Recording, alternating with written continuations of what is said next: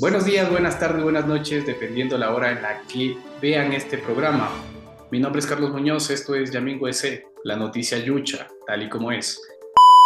Nos encontramos con Milton Gudiño Mena, vicepresidente de la Asociación de la Comuna de los Barrios del Sur de Guayaquil. Milton, buenos días, muchas gracias por su tiempo.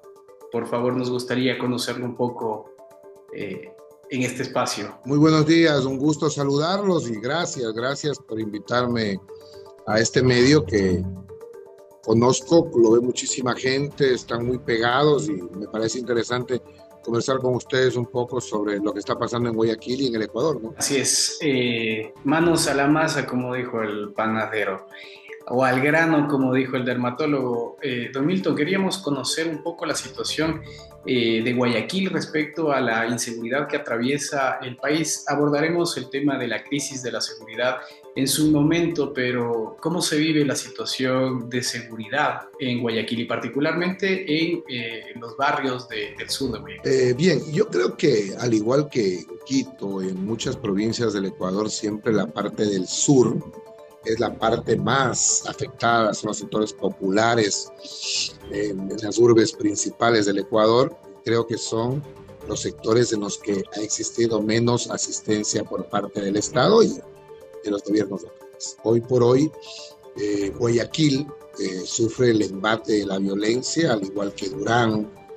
Yo creo que Durán es una de las ciudades más peligrosas del Ecuador y en el mundo, en un sitial de un ranking muy importante de inseguridad.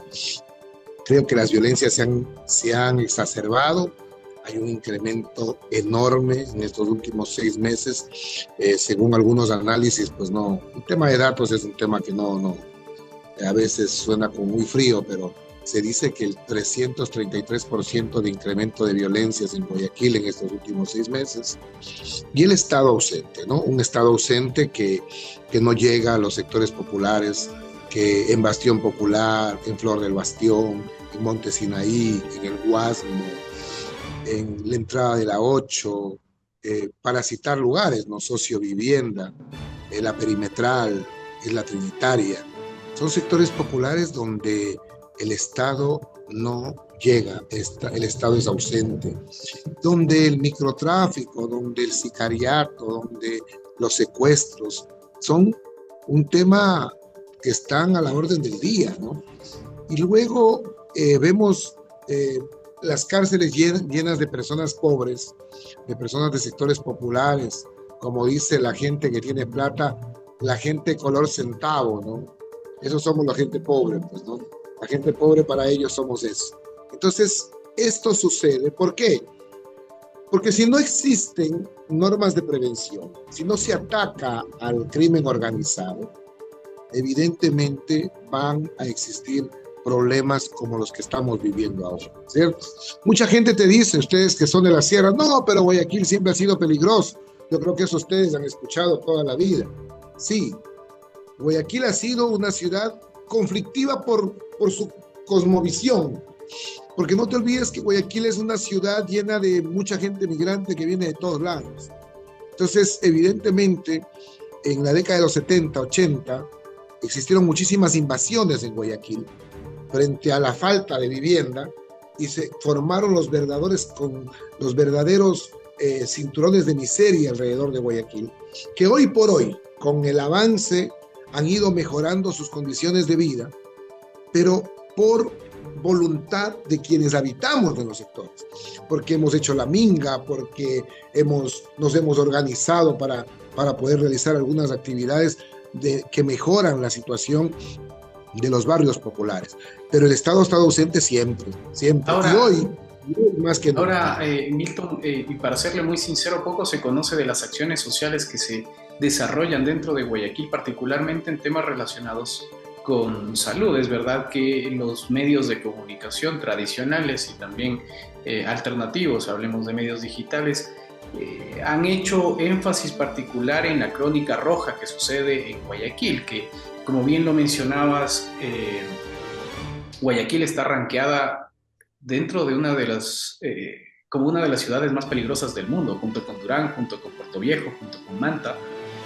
Y en este sentido, Primero me gustaría entender cuál es el rol y la participación del Estado a través del gobierno central en Guayaquil, porque hemos escuchado múltiples declaraciones de un despliegue militar y policial, de la presencia del bloque de seguridad que lo conforman el ejército y la policía en territorios como el de Guayaquil y el de Durán. De hecho, hace una semana, 2 semanas me parece, se anunció que Guayaquil ya es segura porque el bloque de seguridad tomó control de Guayaquil. ¿Cuál es la realidad y cuál es la situación respecto al bloque de seguridad en Guayaquil? ¿Existe esta perspectiva o esta percepción ciudadana de seguridad respecto al bloque de seguridad? A ver, tengo que hacerte un análisis en eso y te tengo que decir, a ver, primero nos plantearon el 15% del IVA para seguridad. Segundo, nos dijeron que existía un plan Fénix y en la práctica ninguna de las dos cosas ha servido para absolutamente nada. Te dicen el bloque de seguridad, aparece el ministro Reinberg, que antes era un jefe de seguridad de una empresa muy famosa en Guayaquil, y él cree que la seguridad pasa porque de la forma como él manejaba esa empresa. La seguridad no pasa por ahí. Entonces ellos te dicen, sí, estamos combatiendo, la policía, los militares están en las calles y tenemos 7 secuestros diarios en Guayaquil y tenemos verdaderas masacres en los sectores populares. Y entonces yo pregunto, ¿por qué Durán, por qué Guayaquil son las ciudades están consideradas como ciudades más peligrosas del mundo?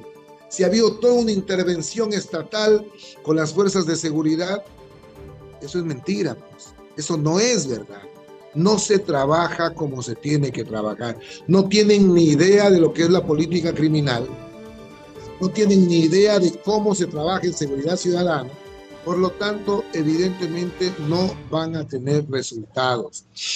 Preguntan a los policías y militares si llegan a los sectores en conflicto, si van a Sociovivienda, a Flor de Bastión, a los sectores calientes de Guayaquil. Ellos no llegan.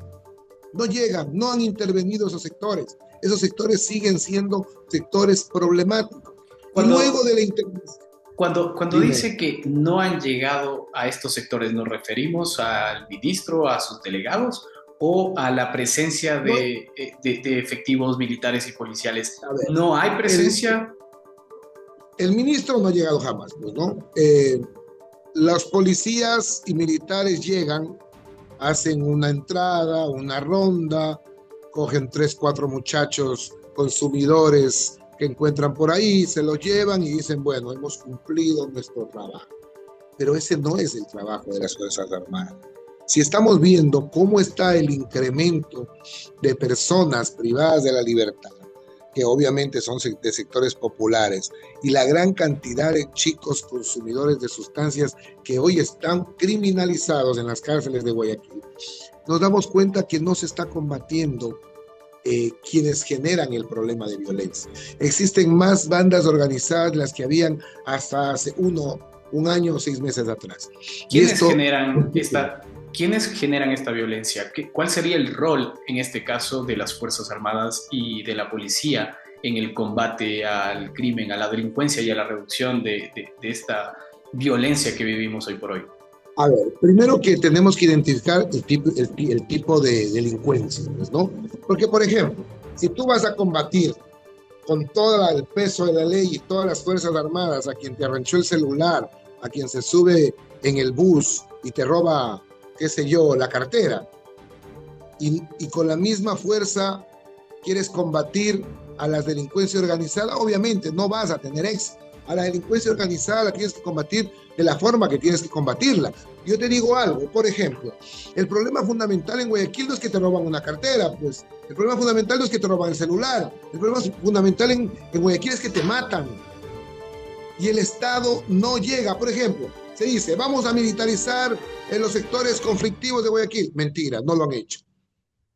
Te pregunto yo, ¿tienen control sobre las cárceles? No tienen control sobre las cárceles. No tienen control sobre las cárceles y lo demostraron ahora en la provincia del Oro. No tienen control sobre las cárceles de Guayaquil. ¿Cómo entender? ¿Cómo entender este control? El día de ayer y este día presentaré una nota de opinión dentro de mi programa Los Hijos de la Gran Pauta, que de hecho lo invito a mirarlo, Milton. Gracias, lo veré. ¿Cómo entender, cómo entender este supuesto control que existe dentro de las cárceles, que lo dicen hoy Natalie Farinango, asambleísta de ADN, presidenta de la Comisión de Régimen Económico, de Comisión de Desarrollo Económico, me parece, decía que la situación de la violencia y la criminalidad en Ecuador se está controlando. Sin embargo, vemos la masacre en Machala este fin de semana y surgen muchas dudas porque aparentemente y en el discurso se habla de que hay un control de las cárceles, están militarizadas, es decir, hay efectivos militares, efectivos policiales, hay rejas, hay pistolas, hay todos los recursos dentro de las cárceles. Sin embargo, no pueden controlar este tipo de amotinamientos y de agresiones entre reos por la razón que sea. El hecho de que sean conflictos entre bandas, me parece que no justifica que suceda esto dentro de un espacio supuestamente controlado. ¿Cómo entender que primero se plantee y se posicione esta narrativa del gobierno de que están controladas las cárceles? Y segundo, si no existe un control real dentro de las cárceles, ¿cómo se entiende este escenario en la seguridad general? Es decir, si no controlan una cárcel, ¿cómo planean controlar una ciudad o un país? Mira, lo que tú dices es una realidad muy latente.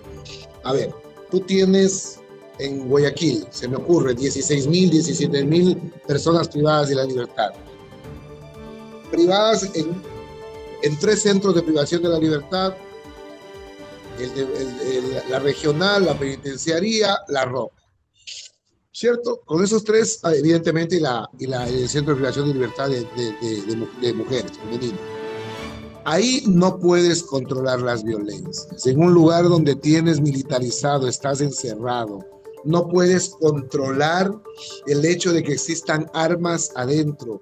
Te digo, yo soy abogado en el libre ejercicio. Cuando me ha tocado ingresar en un centro de privación de la libertad, discúlpame que te digo, casi nos desnudan.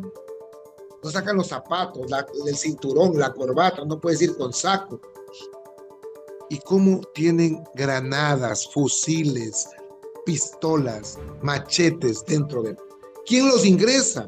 Entonces ahí tú te das cuenta que no se está trabajando en la seguridad al interior del Centro de Privación de la Libertad, que es de donde se generan pues todo este tipo de violencias, porque tú te das cuenta, cuando estuvo algún momento Fito, cuando estuvo algún momento algunos de los cabecillas de organizaciones delictivas, no se llegó a la conclusión que desde ahí adentro se generaban las órdenes para cometer un sinnúmero de delitos. Eso no lo digo yo, lo han dicho inclusive los medios de comunicación que hoy están diciéndote que el país está en paz. Entonces, lo que nosotros te decimos es que a nosotros que vivimos el día a día en los sectores populares de Guayaquil, es a los que nos preocupa. Porque si tú te das cuenta, las masacres, en las balaceras y todo lo demás ocurren en el sur de Guayaquil, pues no ocurren en la vía San Borondón. Claro, en Plaza Lagos no vemos. Bueno, hubo un caso hace 2 años. Claro, ya, un caso aislado. Pero eso es lo que nos preocupa, que la mayor cantidad de población que existe en la ciudad de Guayaquil están en los barrios populares.